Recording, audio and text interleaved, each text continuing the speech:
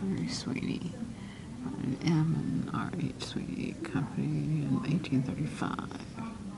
Brothers specialized in expensive hand-blown cut crystal tableware and was most successful glass house in Wheeling prior to the Civil War.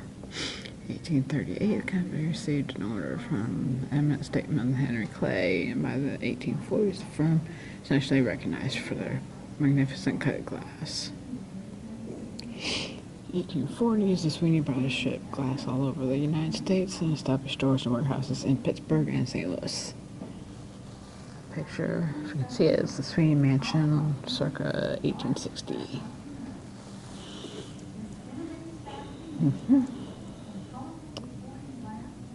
The Sweeney might be a distant relative. Oh, yeah? Yeah.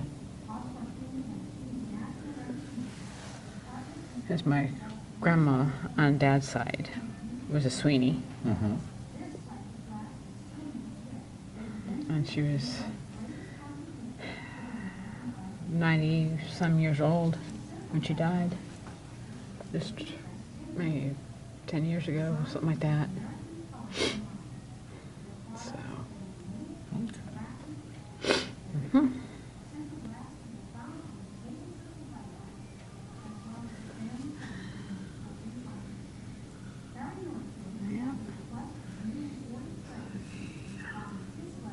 Sweeney Factory is most famous legacy of its punch bowl at 5 foot tall, 225 pounds, capacity of 16 gallons. This is the largest piece of cut lead crystal ever produced.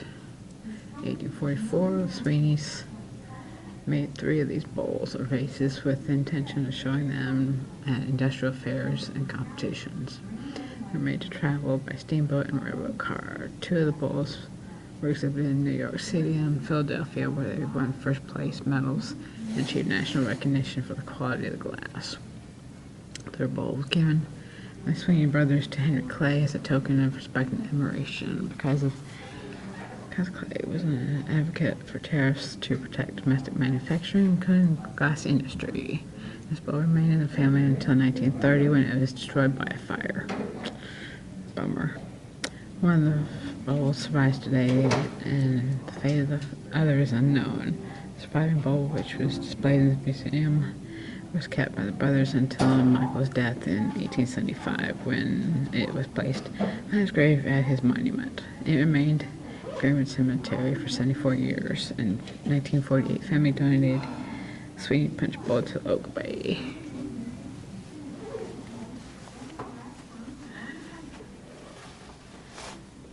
Fruit jar. Marked Wheeling, Virginia, 1856. Oh. Well, this camera I can't zoom in, so.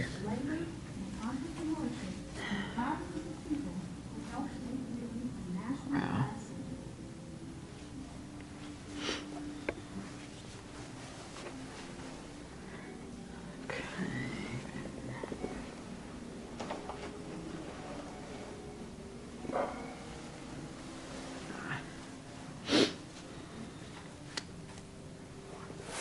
Daisy and Button. Okay.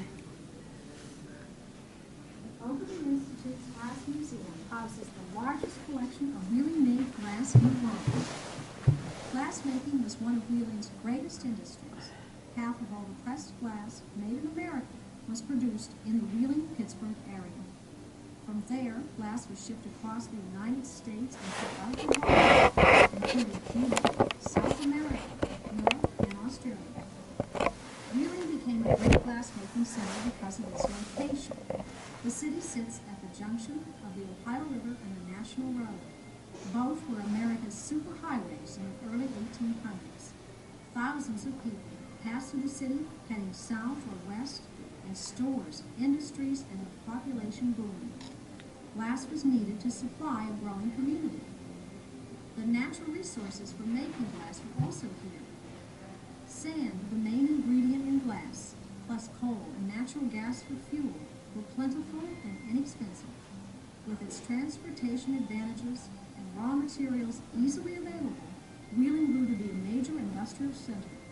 By the late 1800s, thousands of immigrants came to the city to work in its coal mines, steel mills, cut nail factories, pottery kilns, tobacco companies, breweries, and glass houses. By 1900, Wheeling was, in proportion to its population, the largest manufacturing center in America and one of the largest.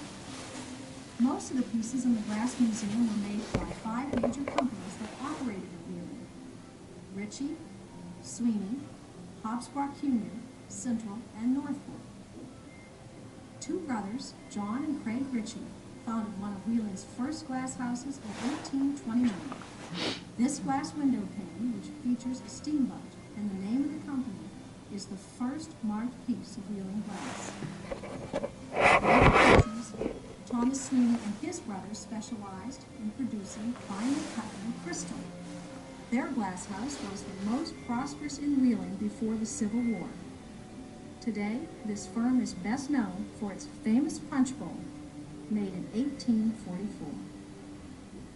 By 1879, Hobsbawk Union was the largest glass house in America. This innovative factory made everything from colorful Victorian glass to elaborate chandeliers. By 1864, Hobsbawk Union had achieved national recognition when a partner in the firm developed a new glass formula that could be used in a mechanical press. This type of glass is still made today. The invention was Wheeling's greatest contribution to the American glass industry. The Central Glass Company's specialty was making pressed tableware, designed with the American public in mind. Their products were unique and attractive, but very functional. Central Glass could be found on the tables at the White House, as well as the family table in the Victorian home. Harry Northwood, at the request of Wheeling's Board of Trade, founded his glass firm in the city in 1902. His father, John Northwood, was a noted glassmaker in England, and Harry came to America to seek his fortune in the same industry at the age of 21. His company was known nationally for its colorful pressed tableware, and is best remembered today for his carnival glass, which has a metallic, rainbow-like finish. Although the histories of the glass houses are documented, little is written about the lives of the working men, women, and children that labored in these factories. Skilled glass workers were organized by the American Flint Glass Workers Union. Although its headquarters were in Toledo, Ohio, its strength was really in the Ohio Valley. Glass workers from Martins Ferry, Bridgeport, Bel Air, Wheeling were organized into local chapters of the American Flint Glass Workers Union. Union members wore their badges with great pride, red, white, and blue on one side, and black on the other, worn at the funeral of a brother union member. All of the city's glass houses are gone now, but one company related to Wheeling's glass industry is still in business today, the Island Mold and Machine Company. Founded in 1939 by J.D. Weissman, this family-owned business continues to make molds for several glass firms around the country. Although Wheeling is no longer a glass production center, its factories have left a spectacular heritage of glass. The pieces on display in the Ogilvy Institute Glass Museum are a tribute to the skill, labor, and entrepreneurship of thousands of people who helped make Wheeling a national glass center.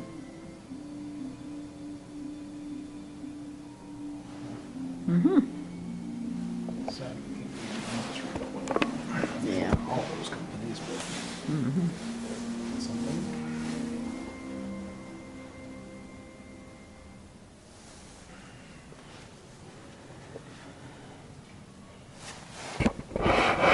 Ogilvy Institute Glass Museum houses the largest collection of Wheeling-made glass in the world.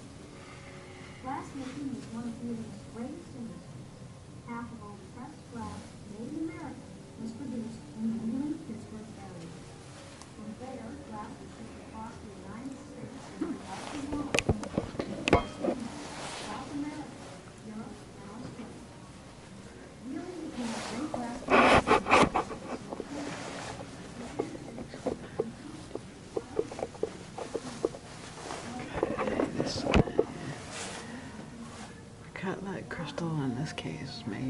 Sweeney Glass Factory between 1835 and 1848. Sweeney's operated the most successful glass factory in Wheeling prior to the Civil War.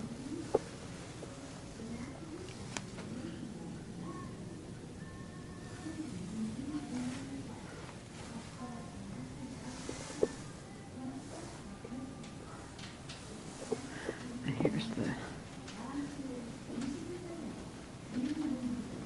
Sweeney bowl they were talking about on the video. The one surviving. 1844. He died December 22, 1875, age 65 years, 3 months, 4 days.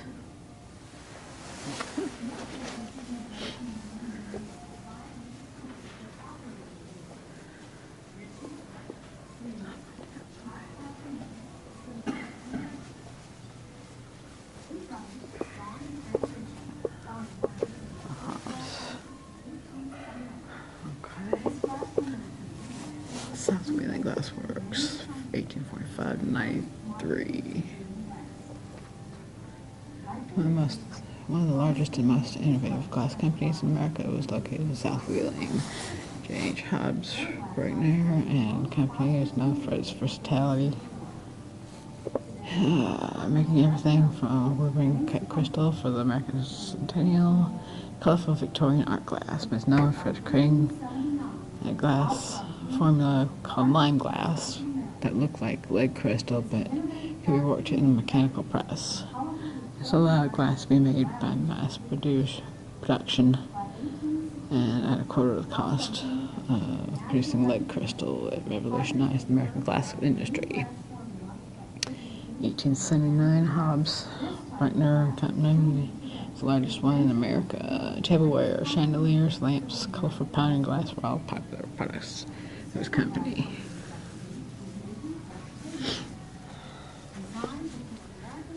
Okay, Wheeling Peach Blow.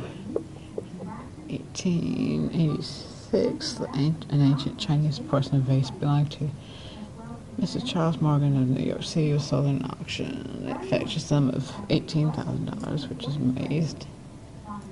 amazing at the time. The color of the vase was described as peach blow. Hobbs Company soon came out with a facsimile of the Morgan vase and called it peach blow. Along with the vase, Wheeling Peach Blow was produced in a variety of shapes, which were popular with Victorian customers. Hand blown into molds to final shape. Each piece had lining, almost always white, with the exception of the vase displayed in this section that had a purple lining.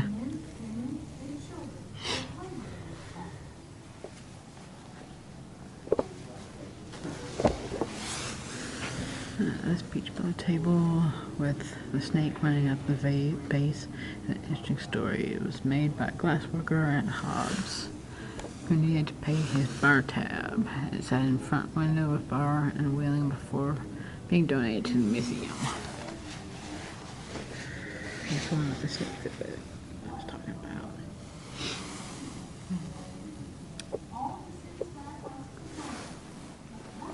There's more of Hobbs. Opalescent glass, mold blown, and press patterns were often given a white opaque finish called opalescent glass. It was made with a heat-sensitive formula that would strike white when the glass was reheated in a small furnace called a glory hole. These pieces were made by the Hobbs Company.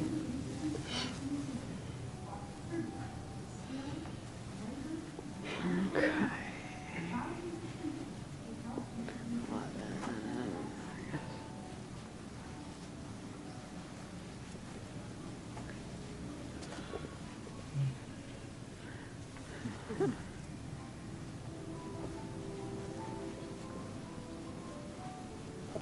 From the Central Company.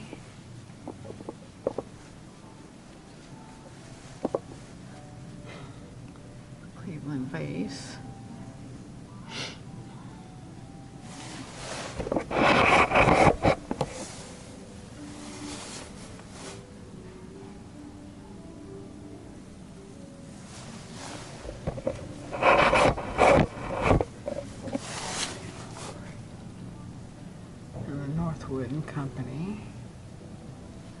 from 1901 to 25. This case features the glass made by Henry Northwood and his company. Northwood firm was known as one of the premier tableware plants in the U.S. and is remembered for producing colorful pressed glass. His glass appealed to the middle-class American family who wanted attractive and affordable tableware.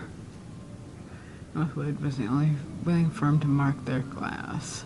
The company used a capital N underlined and enclosed within a circle to identify their products, as you see there.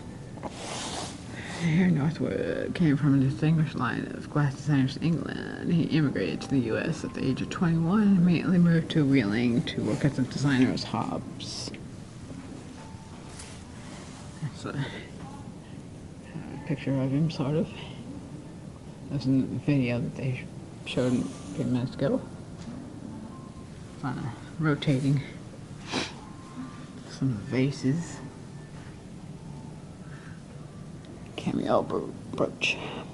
This brooch was made by Harry Northwood at the age of 22. It depicts William Shakespeare and was a gift for his wife, Clara Elizabeth Beaumont. It was made by hand, carving layers of colored glass, and was reported to have taken 6 weeks to make. Wow. This iridescent glass with a metallic finish was developed by Northwood in '08. It was popular until the First World War. After the war, this glassware was often given away as prizes at carnivals and fairs and became known as carnival glass. This was a shimmery type stuff. I guess that's the actual brooch right there. A coin, I guess, yeah. A little Bible.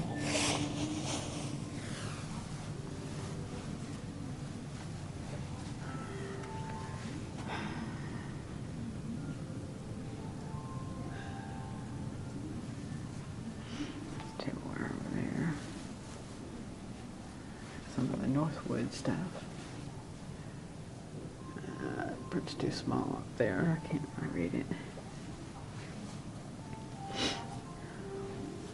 Oh, it's pretty.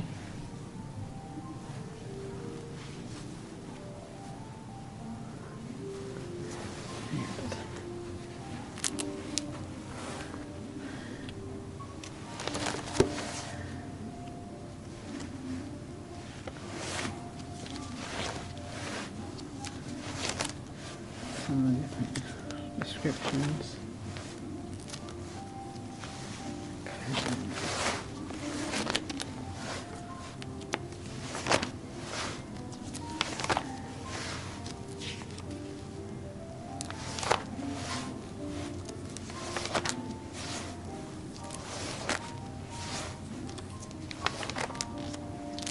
Yep.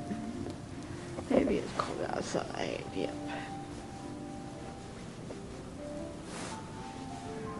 It's more central company.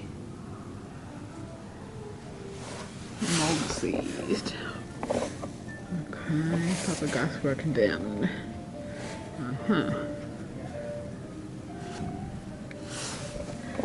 Okay, lamp things there.